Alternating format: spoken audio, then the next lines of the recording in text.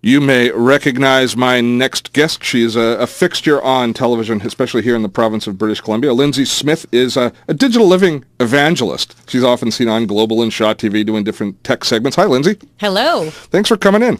Thanks for having me today. We are going to spend some time today talking about digital lifestyle apps and sites. Absolutely. I think that we're headed in an exciting direction within the online world and with applications. And I mean, who isn't using apps today? It is. There's an app for that. They always say that. And there is an app for that. I learned that the average 3-year-old can't tie their shoes, but they can use a smartphone. And then I went and looked on the smartphone, and there's an app to teach you how to tie your shoes. Go figure. So that's brilliant. It is brilliant. So what's capturing your attention? What are the sites that are really working for you? I think in terms of lifestyle apps, I mean, there's all sorts of things out there that you use on a daily basis, and finances. Mm-hmm. A big thing. We just passed through April, and a lot of finances were in a lot of people's minds because taxes were due. And I came across a website, actually it was my sister that introduced me to it, called Mint.com. And Mint is actually, it was just bought out by Intuit. And they have budgeting software so that you can set up budgets for different areas of your life, like your groceries or your rent, your hydro. My favorite thing is the spa. And it tells you, bing, bing, bing, you've gone overboard this month. Lindsay, no more spa. How is the data entered into the app into the site? That's a great question.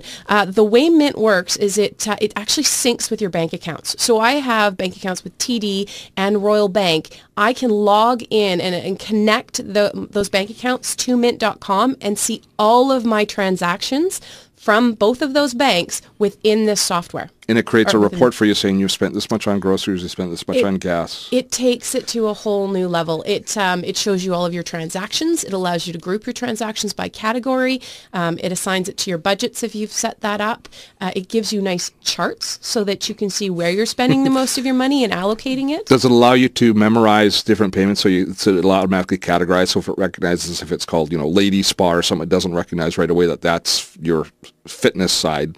I imagine it is fitness at that point as opposed to just getting your nails done. You can categorize it that way to look better. Absolutely, yes. So a great example is a lot of companies or restaurants that it doesn't have the restaurant name within it. So the website isn't automatically picking up that it's a meal that you're having. So you'll assign it to the meal and restaurants category. And then from that point forward, every time it sees that vendor or that restaurant name, it will assign it. So you import your bank account, which will have all of your ATM information and your bank card and your debit card information. What about credit cards? And your credit cards. Okay. You can assign everything to it. You can even attach it to investment portfolios for some accounts so that you can get a full financial snapshot of your asset value. Wow. Because, a lot of the financial tracking software has been difficult to use, especially when you start looking at some of the stock applications in the past.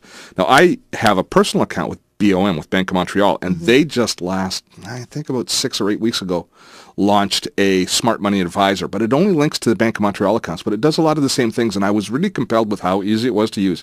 That once you registered for it and said, yes, you can use my information for this, it came back with a report. And for me, with the family stuff, it had all my groceries and all those expenditures in the right place, but I didn't see that it had ways to memorize things, so I had to kind of go through and manually keep putting the same thing into the correct category. Nevertheless, incredibly valuable, and not information that I necessarily like to look at. Because I hate it. Well, I know I spend that much there, but I'd rather not really know that I'm spending that much there. So maybe they should have a fog of war type application asset. So, what you spend on alcohol and food shouldn't be tracked. You can choose to gray those out. Well, if we take a step beyond, first of all, hey, sounds like a great app, and it's one that I'm going to sign up for and try.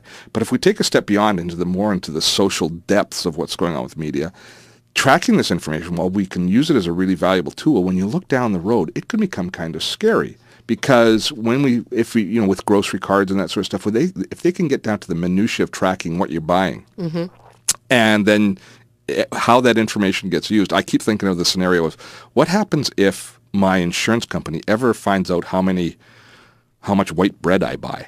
You know what I'm saying? Steve eats too many carbs. Studies have shown Steve eats too many carbs, and so we're going to raise his rate. So anyway, we're a long ways away from that.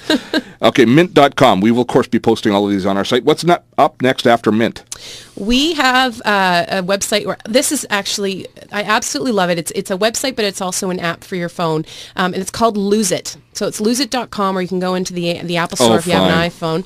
And this will allow you to track your calories, which is your protein intake, your fat intake, and manage your diet plan more responsibly. I have to say that when I first started using this, I was a bit scared. It takes a bit of time to get into the process of tracking everything and counting every single piece of food that goes into your body. But I lost 10 pounds using this. Yeah, that... Good for you, Lindsay. Well, I wish people could right see now, everybody's the look applauding. on Steve's face. Right now, everybody's applauding. Good for you. Well, I'm looking at loseit.com, and they have a thing called the cookie diet. What the heck is the cookie diet? The cookie diet? Oh, I haven't tried the cookie diet yet. I'm sure it tells you exactly.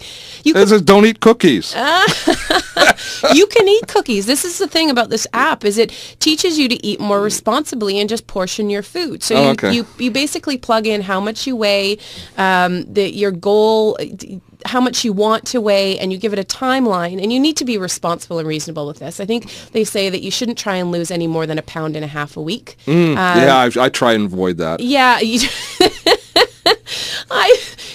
healthy. 1.5 pounds a week is not too bad. It's probably as aggressive as you want to be. And if you actually stick to it and count your calories, and you can actually input exercise as well, so it'll tell you how much you're burning when you're running. And then who do you call when the calories that you burn and the calories when you're losing weight not as fast as you should? That's what I want to know. You don't. It's so accurate. It is so accurate. I find it so accurate. It's all about putting stuff. You know what? We've got a whole bunch of more things to go through, and we're already kind of through the amount of time I wanted for the segment. So we're going to take a quick break. Is that okay? Absolutely. Lindsay Smith, digital living evangelist. LindsaySmith.com is her website. We're going to take a quick break here on Dotto Tech.